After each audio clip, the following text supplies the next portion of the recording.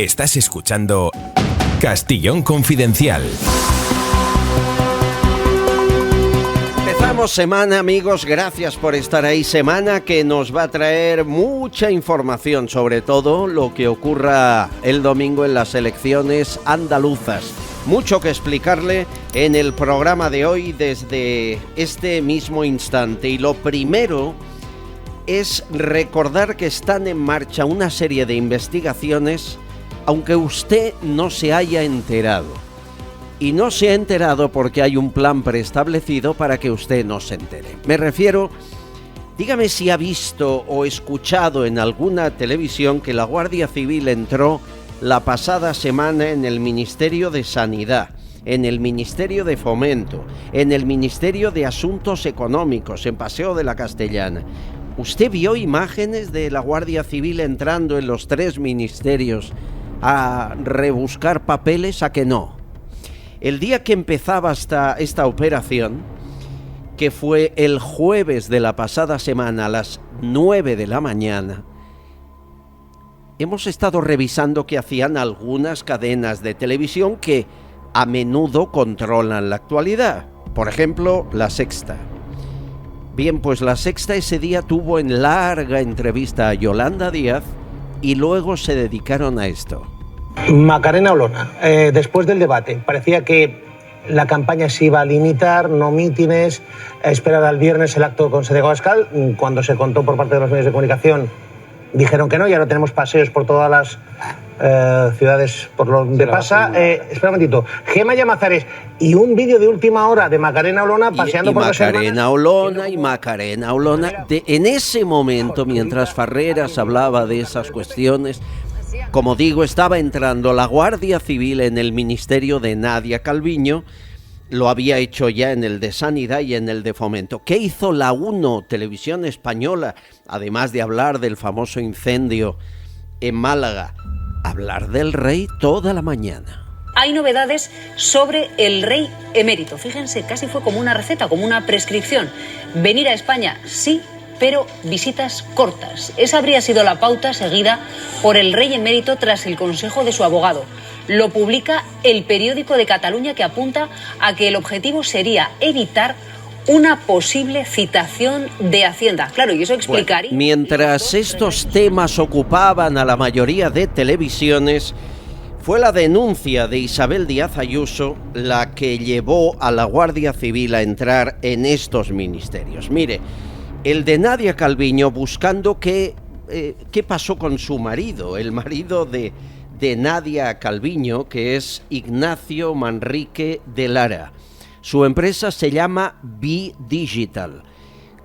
Tiene una deuda con la Seguridad Social de 884.000 euros y, sin embargo, la contrata la Seguridad Social para mejorar su reputación online y le paga 1 millón de euros. ¿Usted lo entiende? Si usted tuviese una deuda con la Seguridad Social, le contratarían para lo que fuese pagándole 1 millón. A lo mejor es porque es el marido de Nadia Calviño. Bien, esto está investigando, porque además la deuda es tremenda. En el año 2019 debía 1.600.000 y, como digo, ahora debe 884.000. ¿Por qué entraron en el Ministerio de Sanidad? Muy fácil. Porque Salvador Illa tiene un buen amigo, FCS Selex Products SL, al que le dio en pandemia para material sanitario, cójanse fuerte, 263 millones de euros. Y que además esta empresa del amigo de Salvador Illa exigió todo por adelantado, los 263 millones. ¿Y por qué la Guardia Civil entró también en el Ministerio de Fomento, aunque usted no lo vea en ninguna televisión? Bueno, porque ahí hay una empresa llamada Soluciones de Gestión y Apoyo de Empresas SL, amigos de Ábalos cuando era ministro, que en el año 2019 facturó, según sus papeles, 0 euros y en el 2020, gracias a la pandemia y al Estado, 53 millones. ¿Se puede pasar de 0 a 53? ¿Por qué? ¿Por ser amigo de Ábalos? ¿Por ser una empresa vinculada al ministro?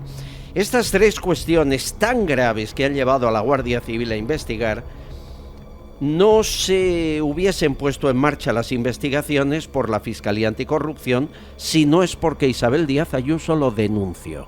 ¿Cómo es posible que el fiscal Luzón, el fiscal anticorrupción, Alejandro Luzón, no actuara de oficio al leer esto en la prensa? Porque esto lo hemos dicho y publicado varios medios. Señores, estas son las entradas, las investigaciones de las que ninguna o casi ningún medio le dará cuenta que están ocurriendo ahora mismo. Son gravísimas, ya lo sé. Si hubiesen sucedido a Feijóo, a Arrimadas o a Santiago Abascal, estarían en portada de todos los medios y en bucle 24 horas. Bienvenidos, empezamos semana y programa. Si necesitas viajar con silla de ruedas en taxi, o con tu mascota, o con un bebé y su sillita de paseo, ningún problema. Lo pides a la flota de Pide Taxi y te mandarán un taxi especial para ti. Pide Taxi trabaja con las principales emisoras de taxi de tu ciudad, que son propiedad de los taxistas locales, no de multinacionales o fondos de inversión. Y todo al mejor precio garantizado. Descárgate la aplicación de Pide Taxi. Hace 4 años creíste que el cambio en Andalucía era posible y gracias a ti estamos transformando esta tierra. Hoy, la Andalucía líder es una realidad, pero vamos a por más. Si, como hace 4 años, hoy no te conformas, vuelve a creer. Elige la mejor opción. Vota a Ciudadanos. El cambio que funciona. Castillón Confidencial. Sucesos.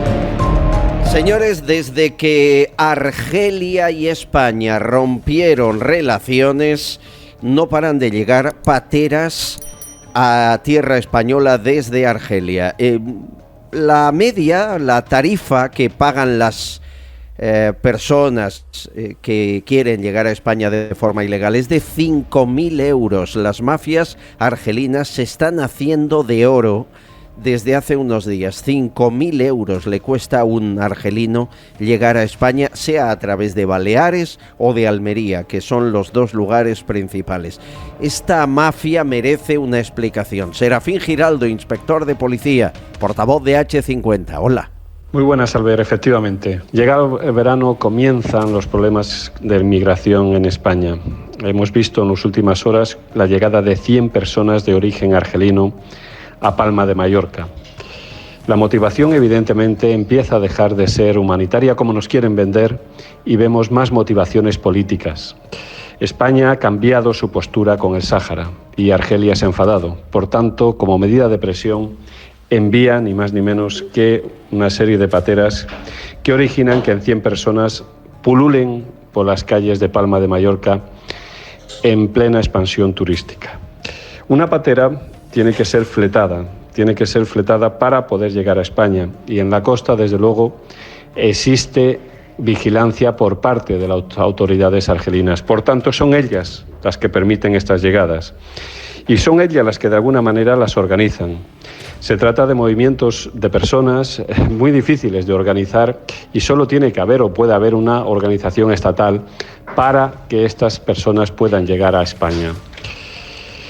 Hay problemas y existirán problemas de orden público. Recordar que Palma de Mallorca tienen 500.000 de personas y ahora mismo tenemos 100 personas en las calles de esta ciudad eminentemente turística. Por tanto, lo lógico es que aumenten los robos, los hurtos, las violaciones y la violencia en general, porque estas personas, una vez que llegan a nuestras costas, han sido puestas en libertad. El perfil de estas personas es un hombre joven, varón, sin conocimientos culturales y muchas veces con problemas de idioma, por tanto de difícil adaptación a la cultura española. Seguimos teniendo un problema y no es un problema que tenga que resolver la policía, es un problema que tiene que resolver la política, porque desde luego estamos y seguimos siendo chantajeados. Gracias, Serafín.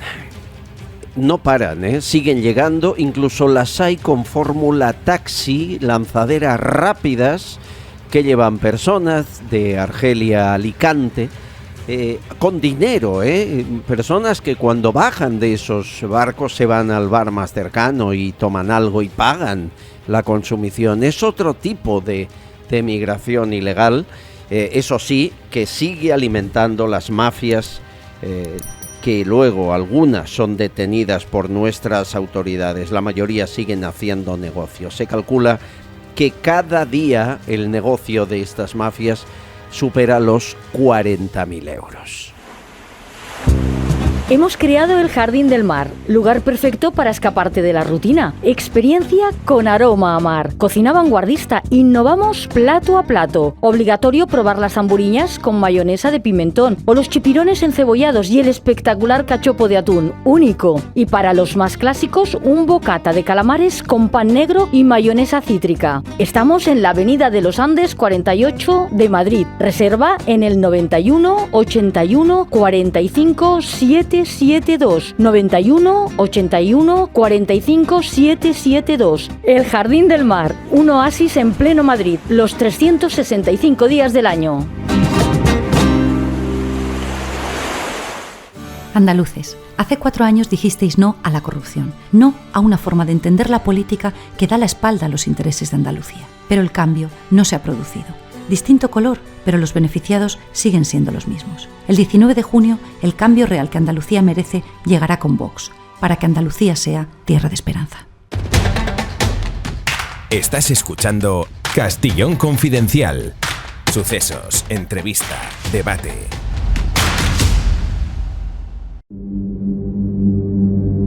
Amigos, gracias por seguir ahí. Este espacio libre, esta hora diaria, llámale programa, podcast, es igual, aspira a desvelar secretos y a tener información rigurosa. Y sobre todo a que se enteren de las intrahistorias que nos llegan a veces edulcoradas o directamente manipuladas en los medios. Una persona que se va a encargar de ello es posiblemente el mejor detective privado que ha existido en este país. Su agencia, Método 3, era líder a nivel mundial, llevaba casos internacionales, conozco su trayectoria desde hace años y, bueno, ya saben lo que ocurrió. Intereses creados acabaron con buena parte de su negocio, pero Paco Marco, el jefe de Método 3, ese detective privado, sigue estando ahí escribiendo unos libros apasionantes, confesando 1000 secretos, a veces camuflados con nombres de personajes de ficción. Y le he pedido que de vez en cuando salga a la palestra, saque su cabeza en este podcast y nos desvele alguno de los 1000 secretos que conoce. Posiblemente es la persona que conoce más secretos de España. Paco, bienvenido, ¿cómo estás? Muy buenas, ¿cómo estás, Albert? Encantado de saludarte. ¿Hay algún secreto que no confesarías por nada del mundo? Bueno, el nombre de mis clientes. Yo ahora hacía referencia a cuando me detuvieron y yo de lo único que me preocupé es de dejar hecha una portada en El Mundo que ponía: he destruido 22.000 expedientes. A partir de ahí, que hiciesen lo que quisiesen conmigo. Intentaron destrozarme, como has dicho, tampoco lo consiguieron, ¿eh? Yo el otro día, la semana pasada, estuve yo declarando como víctima en la Audiencia Nacional de Villarejo y Villarejo estaba sentado en el banquillo de los acusados. O sea que... ¿Tu peor enemigo, Villarejo? Yo es que no, yo a Villarejo no lo considero enemigo porque lo debería considerar alguien cuerdo y yo considero que Villarejo está más para allí que para aquí. No, a mí no me suele gustar el concepto enemigo, quizá porque como me he criado en jesuitas, este tipo de cosas, cuando llevamos muy arraigada la educación cristiana, no entendemos mucho lo de la venganza y la enemistad. No, es un señor simplemente que se interpuso en mi camino, que quiso destruirme, que no lo consiguió y que 9 años después lo senté yo en un banquillo. Pero nos da la impresión que a pesar de, Villarejo siempre gana la batalla, siempre acaba saliendo triunfante. Bueno, eso es quizá lo... Mira, yo estaba escribiendo Operación Cataluña, o sea, ahora ya 5 años, y a mí me vino el hombre de Villarejo en Cataluña a decirme: oye, tú que nadie te ha dado vela en este entierro, deja a Pepe en paz. Y yo le dije: sí, deja a Pepe en paz y no tal. Y me dijo: Pepe siempre gana. Bueno, 2 años después estaba en prisión. Se ha comido 3 años de prisión y ahora están juzgándolo. No sé si eso es ganar. Para mí eso realmente es perder, ¿eh? Tiene a toda su familia vinculada. Yo, por ejemplo, cuando a mí me intentaron afectar a mi familia, bueno, eso lo viviste tú en directo conmigo. Sí. Y yo de lo único que me preocupe es yo solo, familia fuera, y cuando yo esté solo, pues ya me defenderé. No dejen de leer La España inventada tras los pasos de Villarejo, el libro de Paco Marco, que cuenta mucho de lo que de vez en cuando irá contando por aquí. Sobre Villarejo el libro, ya se lo avanzo. Un pequeño detalle de esa guerra sucia en la que colaboraron algunos policías y sobre todo Villarejo. Por ejemplo, destruir un banco entero, destruir la banca privada de Andorra con insinuaciones, con falsedades y de rebote el Banco de Madrid, ¿verdad?, que era filial en Madrid, en la Plaza Colón, todo para conseguir información de los Pujol. ¿Eso es así? ¿Eso fue exactamente así? Eso es tal cual. Yo siempre he dicho que aquella policía patriótica quitaba a gente de la cárcel por interés de Villarejo, por dinero, y metía gente en la cárcel por los intereses que le dieron la gana.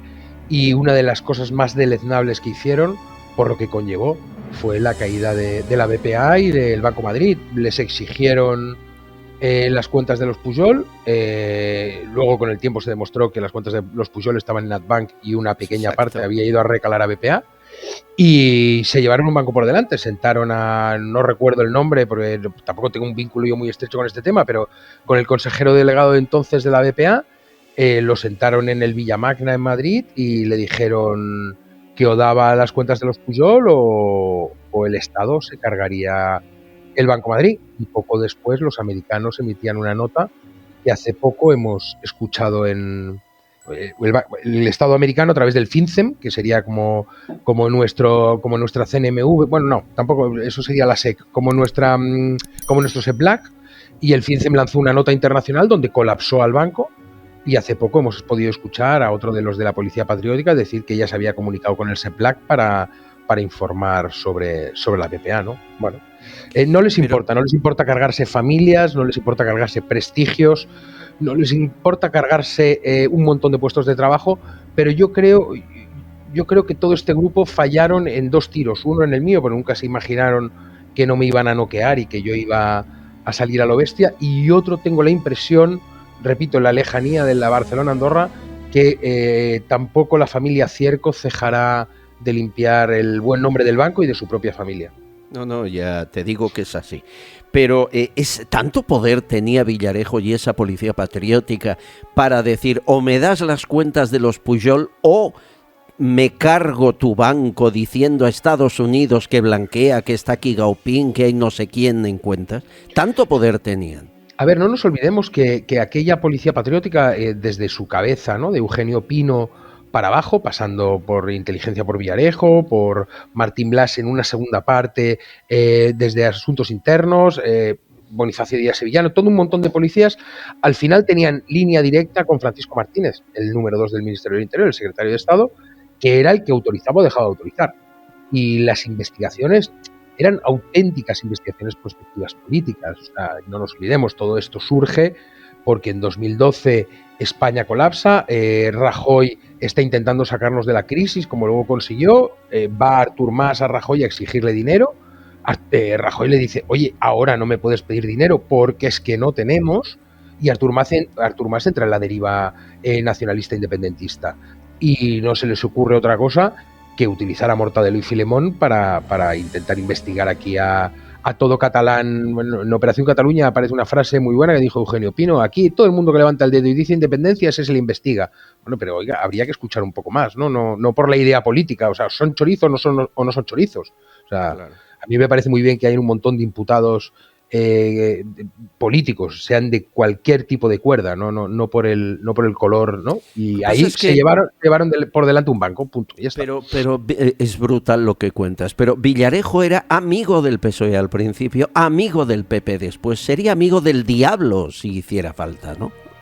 Bueno, y el ministro del Interior que teníamos no era amigo de Convergencia y Unió, Fernández Díaz. siempre había estado, sí, Convergencia y Unión siempre había querido tener a Jorge Fernández Díaz al frente del PP porque consideraba que otras facciones eran muchísimo más beligerantes con el catalanismo y siempre lo tenían ahí.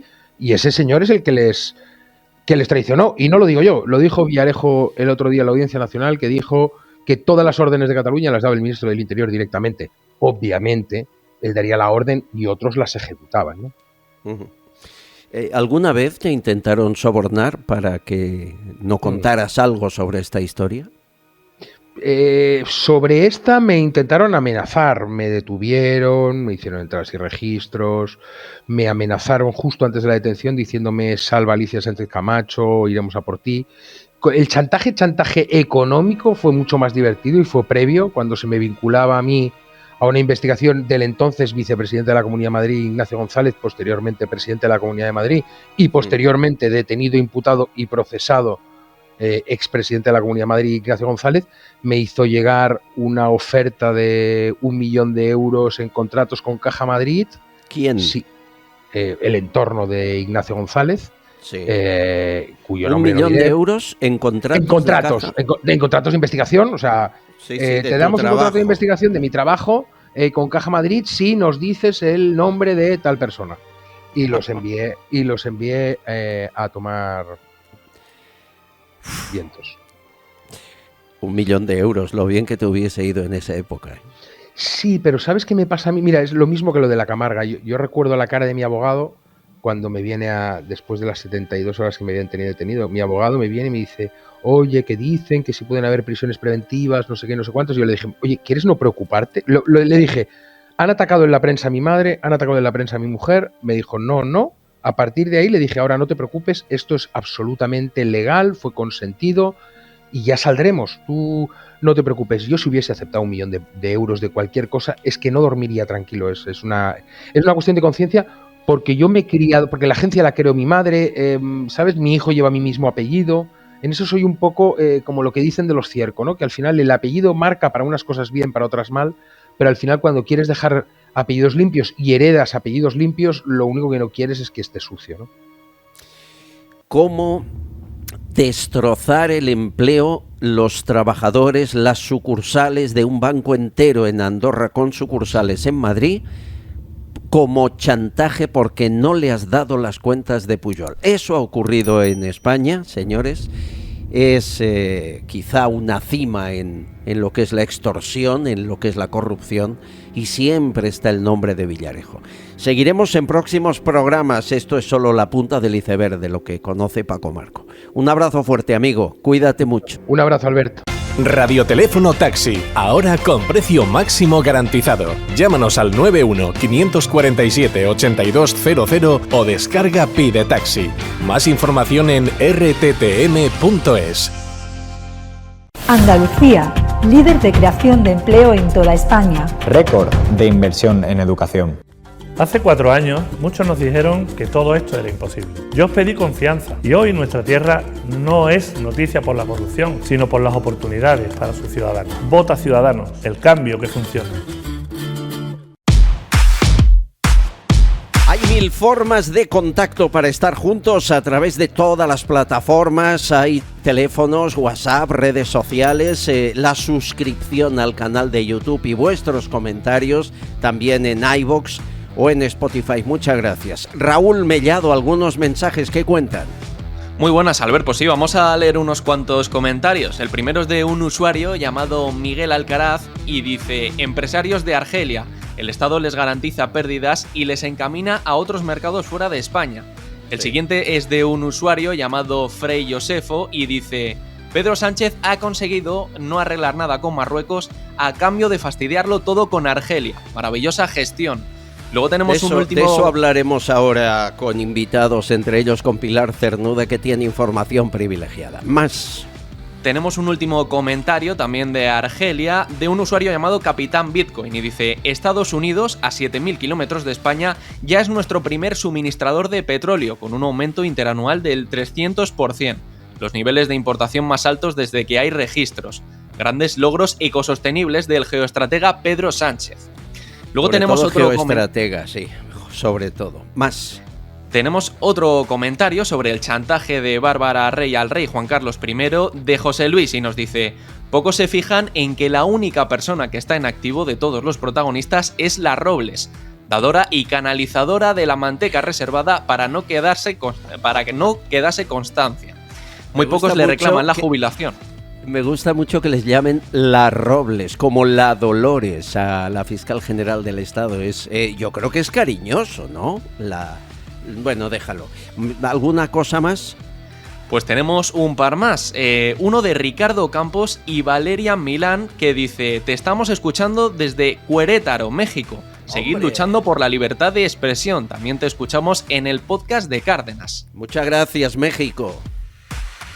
Tenemos un último comentario, también de un usuario anónimo, que te pregunta lo siguiente: Albert, me gustaría preguntarle si no tiene miedo de represalias con todo lo que está explicando, que aunque lo justifique y lo documente, siempre hay personas que le puedan hacer daño. Un abrazo. ¿Qué más me pueden hacer? ¿De dónde más me pueden sacar? No, hombre, no a estas alturas. Si algo da la edad y cumplir años es quitarnos miedos, sobre todo infundados. No decimos nada aquí que no sea veraz, que no se pueda comprobar o cuya información no pertenezca a nuestra libertad de expresión y a nuestras fuentes de información, que por cierto son secretas. Y una advertencia de una oyente desde Valladolid: cuidado. Si a través de Wallapop o cualquiera de estas plataformas o Mil Anuncios están ustedes contratando pintores o mudanzas en Valladolid. Hablo de gente no profesional, de particulares, no de empresas, porque hay un grupo que está actuando en Valladolid y te vacía la casa, la pasta que tienes en la casa. Esta buena amiga nos lo advierte. Han estafado a mi familia. Se anuncian en Wallapop, en Mil Anuncios, como pintores y como personas que se dedican a mudanzas o a recogida de muebles. Bueno, pues se aprovechan de la vulnerabilidad de ciertas personas para robarles. Y a mi familia nos han estafado 400 euros. Hay que ser sinvergüenza, a gente humilde, a gente sin un poder adquisitivo alto, que tampoco estaría justificado en ese caso, pero menos así, acabar vaciándole lo que puedan de la casa con la excusa de una mudanza o de un pintor. Contaba más en el audio, decía que en algún momento decían: vamos a buscar más pintura, ahora volvemos, y es que ya habían encontrado el dinero, la caja del dinero, y vaciaron lo que había en casa. Cuidado y no se le ocurra contratarles. Y después, hoy lunes, si a las 10 de la mañana están escuchando este podcast o lo van a hacer, frente al Congreso hay una concentración, lo verán, de gente, algunos semidesnudos, y luego se van de 11 a 12 frente al Ministerio de Economía en la calle Alcalá número 5. Son peluqueros y peluqueras hartos de pagar el IVA del 21% como si fuese un bien de lujo. Nos han dejado este mensaje. Hola Albert, buenos días. Bueno, pues hoy una vez más estamos delante del Congreso. También estaremos delante del Ministerio de Economía y Hacienda en la calle Alcalá 5 y una vez más protestamos por la restitución del IVA reducido en el sector de la imagen personal, ¿no? Donde vamos a mostrar hoy claramente cómo nos sentimos, ¿no? Y cómo estamos. Estamos desnudos, literalmente. No nos queda nada ya que perder y ya tras una década con este IVA, pandemia, subida de costes, subida de todo, llega un momento que cuando no entra un sueldo en tu casa y al final dices, bueno, ¿qué me queda? ¿Quemarme a lo bonzo para que me hagan caso, para que me escuchen, para que entiendan, ¿no? Que no estamos pidiendo una bajada de impuestos, sino tributar con justicia? Es dramático saber que cada mes compañeros se quedan sin trabajo, muchos de ellos autónomos y autónomas que lo hacen con cero ingresos y con deudas y tienen que negociar sus deudas para poder, en el mejor de los casos, sobrevivir, ¿no? Y nada, pues daros las gracias sobre todo porque volvéis a darnos difusión, por vuestro interés y sobre todo por vuestra ayuda, ¿no? Y nada, Albert, que tengáis un buen día, muchísimas gracias. Muchas gracias a vosotros. ¿Cómo puede ser que los peluquerías de este país sigan pagando IVA de lujo del 21%, cuando en todas partes pagan un 10%? Cortarse el pelo no es un lujo, otras cosas sí lo son. Bueno, no les hace caso nadie. A las 10 en el Congreso, a las 11 frente al Ministerio de Hacienda. Suerte, chicos. Y alguien está esperando al teléfono que acaba de estar hace unas horas con Pedro Sánchez. Si necesitas viajar con silla de ruedas en taxi, o con tu mascota, o con un bebé y su sillita de paseo, ningún problema. Lo pides a la flota de Pide Taxi y te mandarán un taxi especial para ti. Pide Taxi trabaja con las principales emisoras de taxi de tu ciudad, que son propiedad de los taxistas locales, no de multinacionales o fondos de inversión. Y todo al mejor precio garantizado. Descárgate la aplicación de Pide Taxi. Andaluces, hace 4 años dijisteis no a la corrupción, no a una forma de entender la política que da la espalda a los intereses de Andalucía. Pero el cambio no se ha producido. Distinto color, pero los beneficiados siguen siendo los mismos. El 19 de junio, el cambio real que Andalucía merece llegará con Vox, para que Andalucía sea tierra de esperanza. Me van a permitir que el viernes un colaborador de este programa estuvo con Pedro Sánchez y no puedo más que llamarle y saber cómo fue la charla. Estamos hablando de la clausura del South Summit, el centro más importante para las startups de España y quizá del mundo, y que está en Madrid, y organiza nuestro concejal de Emprendimiento e Innovación del Ayuntamiento de Madrid, nuestro compañero Ángel Niño. Ángel, bienvenido, ¿cómo estás? Hola, ¿qué tal? ¿Cómo estás? Pues la verdad que muy contento por el resultado del South Summit, que ha sido un auténtico éxito. Ha cumplido su 10º aniversario y ha superado todas las expectativas, tanto de inversión como de atracción de talento y de startups de todo el mundo. Decirte, Albert, startups de 110 países han estado aquí en Madrid. Wow, y con dinero, con inversores que apuestan por ideas españolas, eso es magnífico, ¿no? Inversores de todas las partes del mundo, fondos de inversión dispuestos a invertir aquí en España y también en Madrid, como no, y miles de millones que están dispuestos y ya negociando entradas en muchas de esas startups. Por lo tanto, yo creo que es una magnífica noticia que además de atraer talento, también atraigamos inversión. ¿Qué tal con Pedro Sánchez? Bueno, tú me conoces, ya sabes, además la gente por que eso escucha, te lo pregunto. Seguro que me conoce y sabe que yo soy una persona institucional y tuve que estar en ese saludo al presidente porque represento al Ayuntamiento de Madrid y por encima de los colores. Y en la foto. Y por encima de los colores, lo que pasa que obviamente pues no puedo compartir estas políticas y sobre todo el discurso de 25 minutos que nos dio, en el cual la verdad es que yo entendí poco. Pero bueno, no voy a ser malo, o sí, ya veremos. Pero sí que la verdad es que, a ver, Pedro Sánchez es conocido por su incontinencia verbal. Cuando sube al Congreso igual, se está 1 hora y cuarto, no cuenta casi nada, pero habla mucho y parece que lo quiera comunicar con mucha vocación, con vehemencia, pero al final escarbas un poquito. Lo único que dijo en 25 minutos es que hay un plan para retener el talento científico, pero hasta ahí puedo leer, no sabemos más. Y eso es lo que he entendido yo hablando con expertos, no te creas. ¿Tú entendiste algo más? Albert, es que ni tú ni nadie entendió nada más porque repitió que se iba a generar un nuevo marco jurídico con una serie de medidas, pero yo creo que es una vez más los anuncios que suele hacer el presidente. Marketing y poco trabajo. Bueno, poco trabajo, no hay que ser injusto, no es poco trabajo, marketing y poca resolución. Ya. Si tú fueras jefe de una startup, ¿contratarías al presidente Sánchez con el que has estado? Te diré que yo he sido y sigo siendo jefe de startup porque antes de ser político tenía startups que sigo manteniendo, aunque obviamente no estoy en el día a día de las empresas, porque al ser político lo he tenido que dejar, pero desde luego no lo contrataría, salvo que quisiera, como se suele decir, hablando en discursos, dormir la pelota. Si quisiera dormir la pelota, pues a lo mejor sí. Lo que me gusta de Ángel Niño es que dice lo que piensa siempre y esté con quien esté. Bueno, enhorabuena por el maravilloso éxito del South Summit. Es un honor tenerte de concejal en el Ayuntamiento de Madrid y por haber aguantado y soportado sin dormirte los 25 minutos de discurso del presidente. Un abrazo, compañero. Muchas gracias. Muchas gracias a vosotros. Cuidaros. Estás escuchando Castellón Confidencial.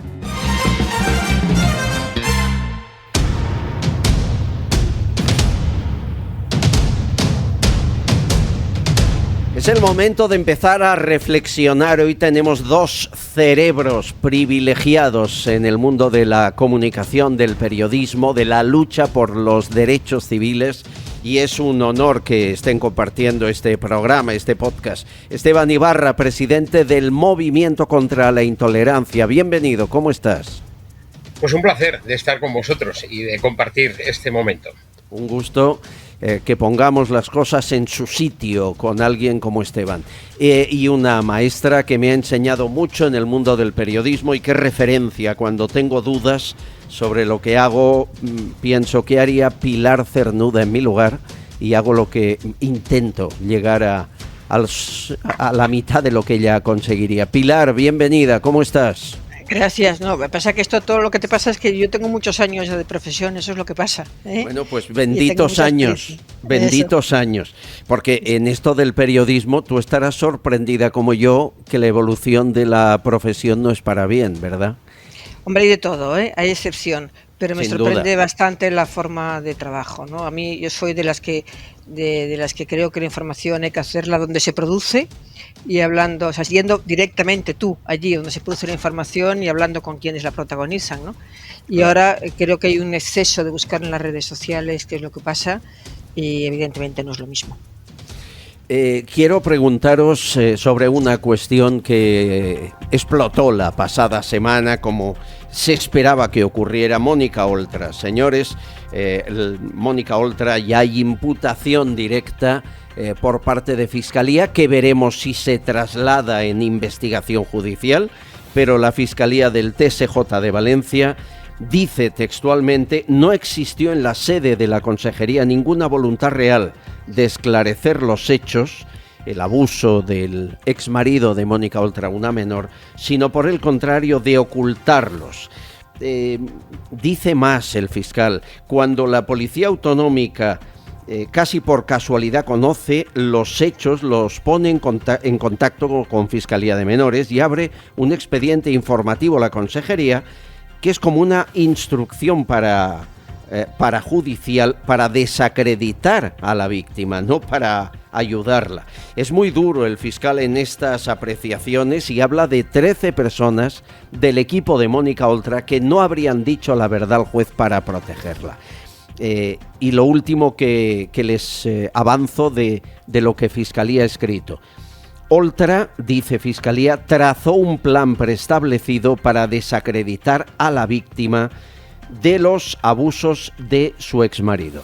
Se la podría acusar del delito de prevaricación, de abandono de menores y de omisión del deber de perseguir delitos.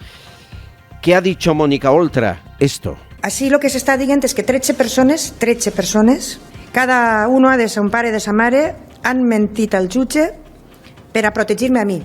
Que 13 personas han mentido al juez para protegerme. Quiero recordar que Mónica Oltra sí aparece en muchos medios de comunicación, pero a quien no llama nadie, no lo entiendo, es a Teresa, la víctima, que ya es mayor de edad y que habla. Cuando la llaman, habla. Aquí lo hicimos. Yo en esos momentos yo me quedaba en shock, no sabía qué hacer, no sabía cómo reaccionar y sí, a lo mejor lo dices y suena raro por como yo he sido, yo también me extrañaba, tampoco sabía ni por qué no reaccionaba como yo había reaccionado con otras personas, ¿sabes? Por cualquier tontería, pero no sé, me quedaba en shock y no sabía ni qué hacer ni cómo decirlo, no, me quedaba paralizada. Pero ¿de qué crees que Mónica Oltra sí debería dar explicaciones?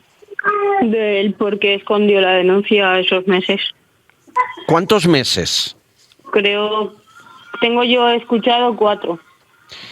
Es decir, durante 4 meses, siendo ella vicepresidenta del gobierno valenciano y responsable de los centros de tutela, ¿no se investigó nada? No. ¿Alguna vez has hablado con Mónica Oltra? ¿Has recibido un mensaje de su parte? Cuando se divorció de su marido, un disculpas, un perdona, algo? Nada. Nada. Pilar Cernuda, ¿a qué te huele todo esto? Pues huele mal, la verdad, huele mal. huele a política, pero política de la mala. Y ¿sabes lo que pasa además? Que yo soy muy escéptica ya sobre este tipo de cosas. Primero, por la política, y segundo, también por la politización de las instituciones judiciales y por la Fiscalía. Entonces, yo no dudo en absoluto del testimonio de la víctima, porque es una víctima, pero está todo tan enredado.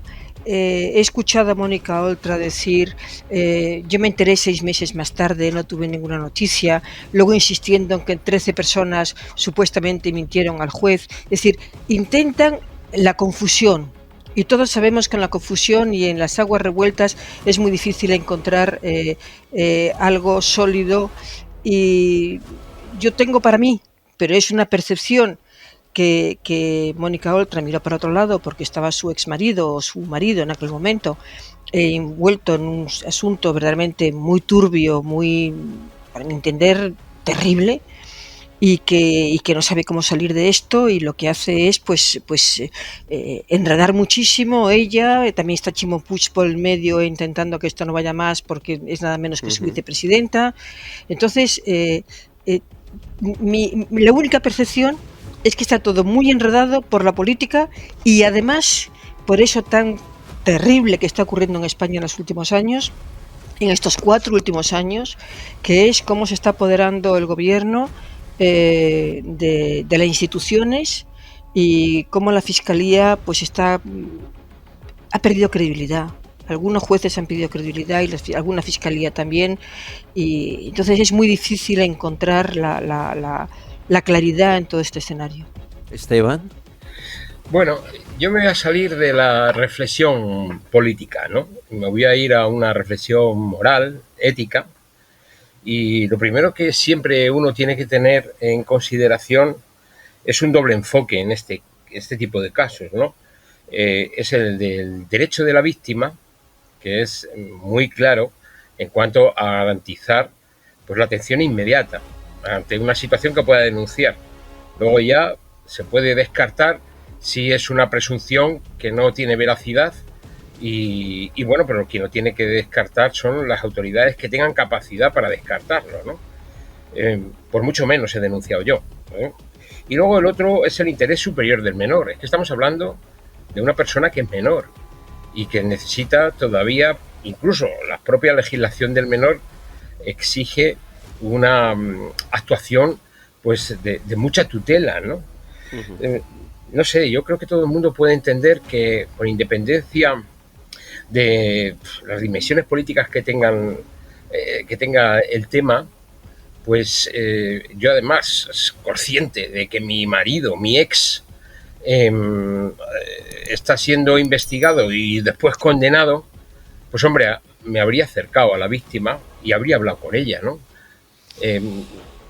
Hay algo más, y vamos a cambiar de tema enseguida, pero es que, fíjense, cuando ocurrieron los hechos, la menor lo fue a denunciar de rebote, porque al final lo soltó una amiga suya, un policía, ella no tenía valor, y fue a declarar con las esposas puestas, la víctima con esposas, porque la noche anterior había tenido una pelea en el centro de menores. Y la jueza dice, pero no es usted la víctima, por favor, quítenle inmediatamente las esposas. 2 detalles más. Él siguió trabajando en el mismo centro bajo tutela 2 años. Y Mónica Oltra siguió casada con él 2 años más después de los presuntos abusos. Ahora ya abusos, porque está sentenciado a 5 años de prisión. Cuando a él finalmente le echan, le pagan 28.000 euros de indemnización.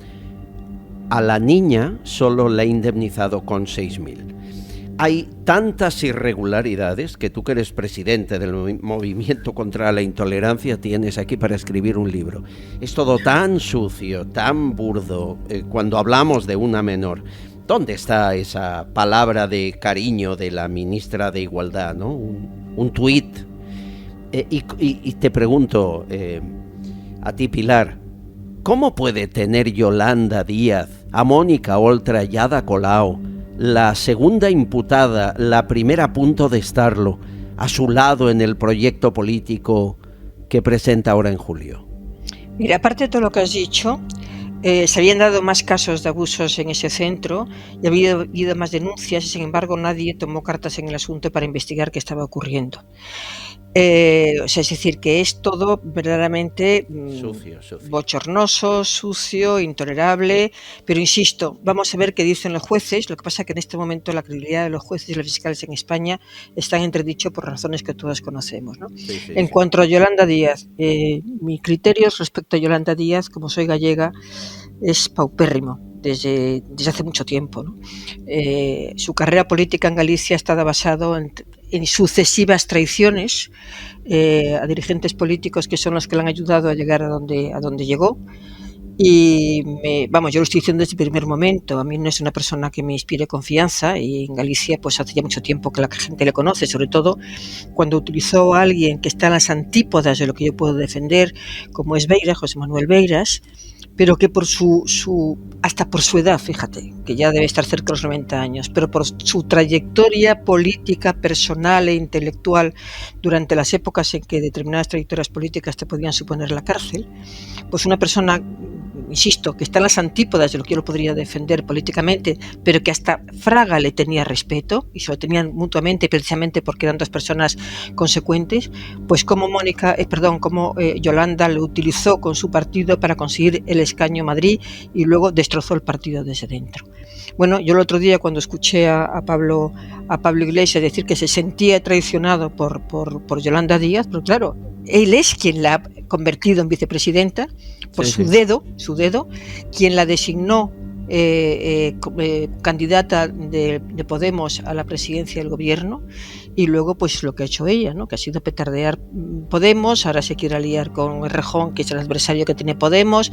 El otro día decía Pablo Iglesias que se sentía traicionado por Yolanda Díaz. Yo cuando lo escuché digo, hombre, alguien que se ha caído del guinto sin ser gallegos, ¿no? pero claro, y luego ya la famosa foto de Valencia con una dirigente social de Melilla o de Ceuta, una de las dos ciudades que tampoco tiene mucha proyección en la península, más Mónica Oltra, más Zoda Colau, las dos imputadas, y luego Mónica García por Madrid, que tampoco es como de Más Madrid, que tampoco es como para tirar cohetes. Pues si eso es todo lo que va a ofrecer, y ahora con quién salías, con Errejón, que Errejón, pues bueno, en este momento también está muy rebotado de muchas partes.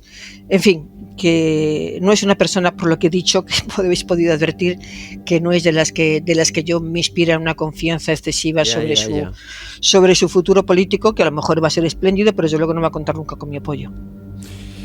Ay, la política, Esteban, ¿cómo es la política?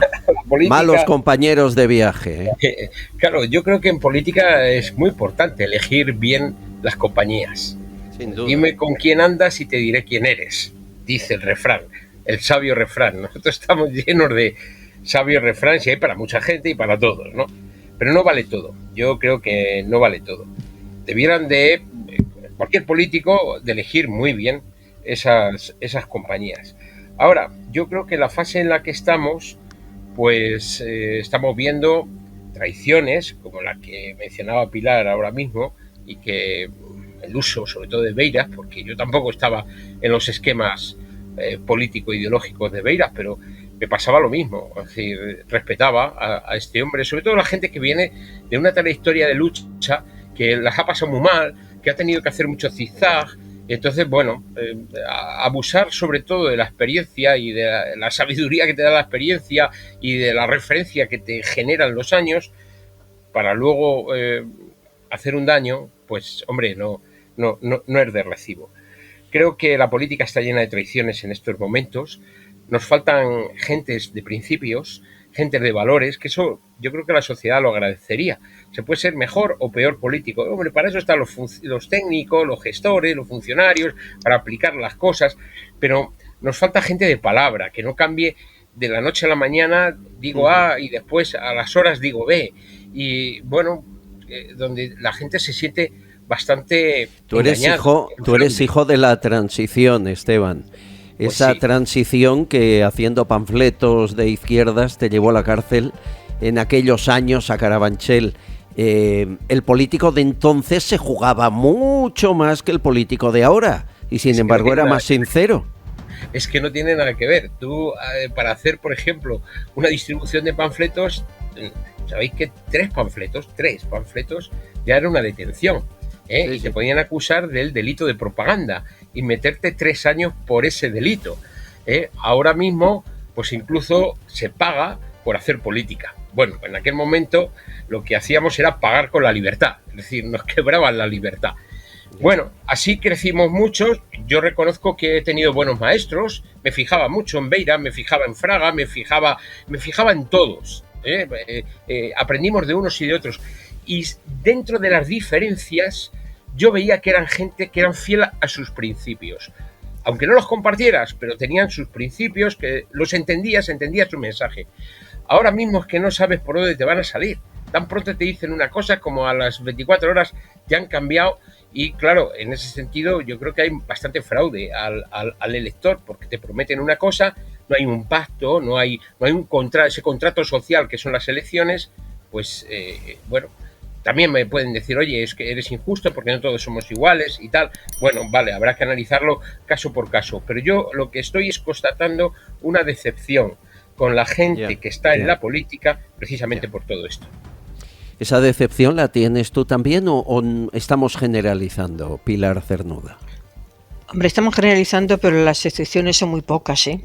Me pasa lo que a Esteban, que soy también periodista de la época de transición, que vi los últimos colegiados del franquismo y luego ya la transición, y en aquella época había algo que no existe ahora mismo, que es poner España como prioridad, poner tu país como prioridad. Y allí, bueno, pues Fraga, siendo el padrino, con comillas, de Santiago Carrillo en un club social que en aquel momento y político tan importante como el Club Siglo XXI, que era lo único que había en aquel momento en España de relevancia, o hemos visto renunciando a siglas y a símbolos que por defenderlos mucha gente había perdido la vida, como ocurrió con los comunistas que se aliaron con los democristianos y con los nacionalistas y con Alianza Popular y con todo. Es decir, había patriotas de verdad, no patrioterismo, que se da mucho ahora también el patrioterismo y que a mí me pone de los nervios, ¿no? Patriotas de verdad, de los que piensan en España y piensan en los españoles y que bueno, y ahora sin embargo hay un interés. Mira, el otro día había un reportaje en un periódico hablando de la crisis de Podemos, que os lo recomiendo, en The Objective, un periódico digital. Os lo recomiendo, porque aparte que es de Luca Constantini, que es un hombre que conoce muy muy bien Podemos, y te das cuenta de todas las alianzas familiares que hay en Podemos. Es que todo el mundo ha colocado a su pareja, a su primo, a su cuñado. Es una cosa verdaderamente asombrosa y para mi gusto intolerable. Porque están considerando, o sea, insisto, hay excepciones, pero esto que se monten partidos para que sean agencias de colocaciones de la parentela, me parece alucinante. O sea, que la señora... hay en todos los partidos, Pilar.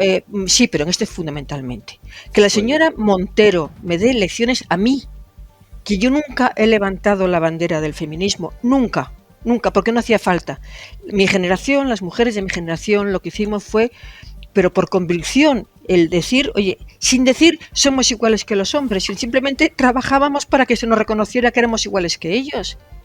Yo cuando cuento lo que era mi vida, yo no he sido abanderada de nada, pero mi generación de mujeres, bueno, es que con todo natural decíamos, ¿cómo que yo no puedo ser notario? ¿Cómo que no puedo ir a la milicia? ¿Cómo que no puedo ser juez? Y entonces nos presentamos a la oposición, hacíamos que cambiara la ley y nos presentamos a las oposiciones. Íbamos a la universidad y éramos las que mejor estudiábamos para tener las calificaciones tan buenas o mejores que los hombres. Así es como se hace igualdad en la mujer. Claro, que me dé lecciones Montero, que está ahí porque la designó su marido, como no tenía trayectoria política de ningún tipo y está en el gobierno, hombre, clama al cielo. Y yo estoy de acuerdo con Pilar, es más...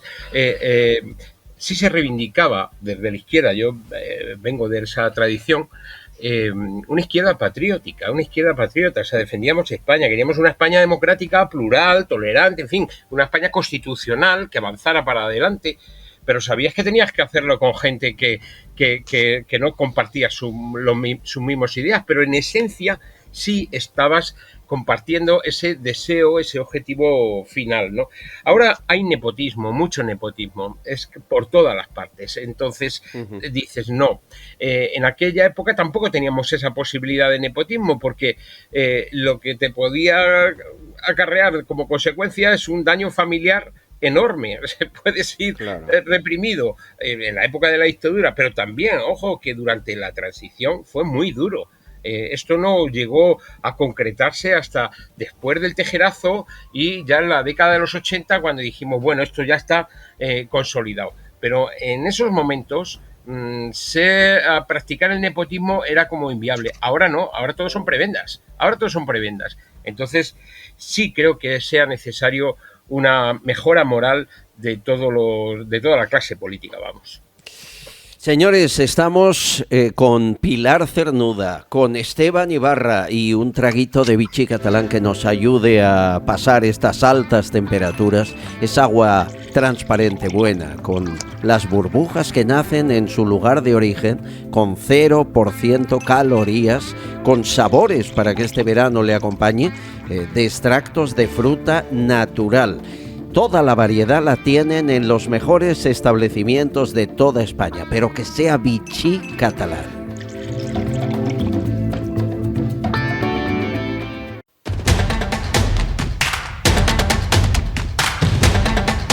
¿Volveré a buscarte? ¿Es tu último libro, Pilar? No, es el penúltimo. Es mi primera novela, que la publiqué hace 3 años, y ahora hay una segunda novela en la que recupero, que no es una saga, que es completamente distinta, y que cuenta un poco lo que decía antes, el cambio de la mujer que estuvimos en la universidad durante la muerte de Franco, la agonía de Franco, y que nos tocó vivirlo todo desde la universidad y hacer todos esos cambios, ¿no? Se llama Amigas, es mi segunda novela, que se publicó hace unas semanas. Moncloa Confidencial, El síndrome de la Moncloa, me encantó No sabes nada de mí, la primera vez que se escribe de las espías españolas, bueno. ¿Cuántos libros ya publicados? Pues 20 y tantos, de actualidad casi todos, y novelas estas dos. Lo que pasa que lo que tú dices, lo de No sabes nada de mí, que es la primera vez que se entrevistan a mujeres en activo en el CNI, que me costó 1 año conseguirlo, porque sin autorización no hablan. Yo siempre digo que cuando tienes gente que te cuenta operaciones del CNI diciendo que estaban ahí, normalmente no estaban. Puede haber colaborado en algo muy puntual o así. No, porque el secreto, por eso la novela se llama No sabes nada de mí. Es que ni los padres, ni los hijos, ni los hermanos saben que trabajan ahí, ni los maridos, ni las mujeres, ¿no? Claro. Y es como una novela, porque te cuentan pues cómo se trabaja desde dentro, lo que hay que hacer para entrar, y bueno, y operaciones importantísimas que han salvado a este país de situaciones muy, muy graves. Qué pena, ¿verdad?, que se le maltrate en ocasiones o tengamos esa sensación por puro interés político. Bueno, y por poca información también, Aquí creemos que la gente del CNI trabaja fuera de la legalidad, cuando hay adscrito un juez del Supremo ahí trabajando permanentemente desde la época de Escallar para dar visto bueno a todo, y un suplente para el día que él no esté, para el momento que él no esté. Es decir, se trabaja dentro de la legalidad, y a mí lo que me da mucha pena es que toda la peripecia de hace un par de semanas con el CNI, con la salida de Paz Esteban, de la forma que le echaron, y sobre todo con lo que ha sido meter en la Comisión de Secretos Oficiales a Bildu y a Esquerra, cuando todos sabemos que son personas que están fuera del sistema, pues eso afecta muchísimo a las comunicaciones que son en este momento muy fluidas del CNI con los servicios más importantes de inteligencia de todo el mundo. Sin duda. Me cuentan 2 maldades de Pedro Sánchez. Quiero que me digáis si habéis recibido información al respecto. Una, que quiere ser, y además hace pasos para hacerlo, el próximo presidente del Consejo Europeo. Eso es en otoño del 2023, creo recordar. Y la segunda, y me cuesta más creerla, que estaría encantado en que le nombraran secretario general de la OTAN, y de ahí que esté forzando la máquina con las visitas, los actos de finales de este mes. ¿Te llegan esas 2 pretensiones de Pedro Sánchez, Pilar, Esteban? Bueno, vamos a ver, yo las he leído Las he leído, las he escuchado, pero no lo he oído de su propia boca, ¿no? Ni de nadie de su entorno, pero lo he leído. Pero conociéndolo, que se cree que es capaz de llegar a cualquier sitio, no me chocaría que quisiera. Otra cosa es que lo consiga, porque es que él cree que su imagen internacional es absolutamente insuperable. Y sin embargo, yo que voy bastante, tiene un alto concepto de sí mismo. De sí mismo, altísimo. Y yo que voy bastante a Bruselas y conozco a la gente, cómo se mueven las cosas en la Comisión Europea, menos en la OTAN, porque hace tiempo que no voy ni a Bruselas, al cuartel de allí, ni sobre todo a Mons, que es donde se cuece todo, en el cuartel militar. Hace tiempo que no voy, pero me da la impresión, conociendo cómo se mueven las cosas en Bruselas, que no es precisamente el líder más que provoca más entusiasmo, ¿eh? Bueno, yo también me ha pasado lo mismo, lo he leído, pero no doy crédito. Todavía tendría más posibilidades como presidente del Consejo Europeo en base a equilibrios, influencias, etcétera. Pero como secretario general de la OTAN es que se me hace muy cuesta arriba, después de la que le van a montar el próximo día 26 con una manifestación en el centro de Madrid en contra de la OTAN, y porque está habiendo ya agitación, la agitación ya la vemos, corre por las redes sociales, están las convocatorias, es decir, va a haber una gran movida anti-OTAN, que además tiene una caja de resonancia en el propio gobierno. Yo creo que los dirigentes de la OTAN y los distintos representantes de los países, pues esto no lo pasan por alto.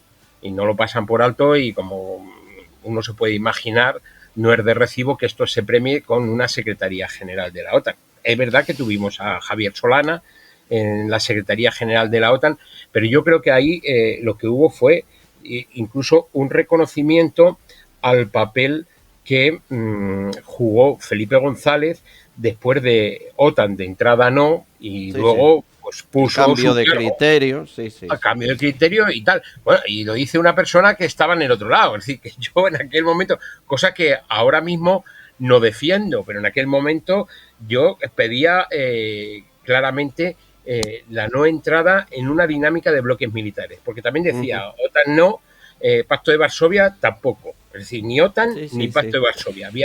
Es que han pasado unos cuantos años de aquello. Hombre, desde el 80 y tantos. Mira, yo lo de Javier Solana lo viví muy, muy de cerca. Primero es lo que decía Esteban, es decir, fue una propuesta de Felipe González. Felipe González era un hombre que tenía muchísimo, pero muchísimo prestigio internacional. De hecho, cuando dejó de ser presidente de gobierno, ha intervenido en cantidad de mediación, de operaciones de mediación internacionales, la mayoría de ellas discretamente, pero que, ha hecho operaciones muy importantes en Europa, en Asia, en Latinoamérica, por supuesto, pero muy, muy importantes. Él propone a Javier Solana y sobre todo la clave. Inmediatamente Estados Unidos lo convirtió en su ¿cómo se llama eso? La persona para que defendió su candidatura. Nadie será secretario general de la OTAN si no tiene el apoyo de Estados Unidos. Y me cuesta mucho, en el 23 todavía estará Biden, y me cuesta mucho creer que Biden, visto lo que hemos visto, vaya a apoyar a Pedro Sánchez. No me puedo reprimir antes de irnos. Vuestra quiniela para las elecciones andaluzas del domingo. Esteban Ibarra, ¿quién gana y cómo gobierna? Esa es la pregunta doble. Bueno, yo quiero creer las palabras de Juanma Moreno. Es una persona que le tengo en alta consideración. Además ha defendido mucho los derechos de las víctimas, ¿eh? Ojo, lo digo claramente. No estoy alineado políticamente, pero cuando una persona hace una cosa éticamente bien, pues estoy obligado a decirlo. Entonces creo que va a ganar. La quiniela pues es difícil, pero me gustaría que su deseo hecho público pues se pudiera concretar, es decir, que no necesite a nadie para gobernar. Sería una situación de mayor libertad. Pero no hablo de qué te gustaría, digo que va a ocurrir. Yo creo que hay mucha gente muy sensata que puede... ¿Tú crees que Juanma Moreno tendrá tantos votos que no necesitará Vox? O puede ser que tenga suficientes como para superar el número de votos de diputados de la izquierda, y entonces pues no necesita Vox. Entiendo. ¿En tu caso, Pilar? Bueno, coincido con lo que dice Esteban. La gente no sabe el papel tan importante que jugó Juanma Moreno cuando era secretario general de Servicios Sociales en el gobierno de Aznar, antes de ser candidato, de Rajoy, antes de ser candidato a la Junta de Andalucía. Hizo un trabajo muy bueno de tipo social, sobre todo lo que tú dices, Esteban, como con las víctimas y con la gente más desprotegida. Por eso Rajoy le hizo candidato. Lo que me gustaría es que gobernara Juanma Moreno. Tengo el mejor concepto de él y sobre todo yo que soy medio andaluza porque he vivido allí muchos años, creo que ha hecho un trabajo inconmensurable. Estaba echada a perder Andalucía, la verdad. Estaba con unos índices muy por debajo de económicos y de trabajo muy por debajo del resto de España, ¿no? Y ha hecho un trabajo muy bueno. Y me gustaría también, y creo que va a ser así, que no va a necesitar a Vox. Señores, el tiempo lo dirá de aquí a unos días, que la suerte está casi echada. Ha sido un gusto tener vuestras reflexiones, hemos aprendido mucho. Esteban Ibarra, Pilar Cernuda, un beso inmenso, gracias. Un beso a todos. Gracias, todos, amigos. Igualmente. Mañana más. Castellón Confidencial.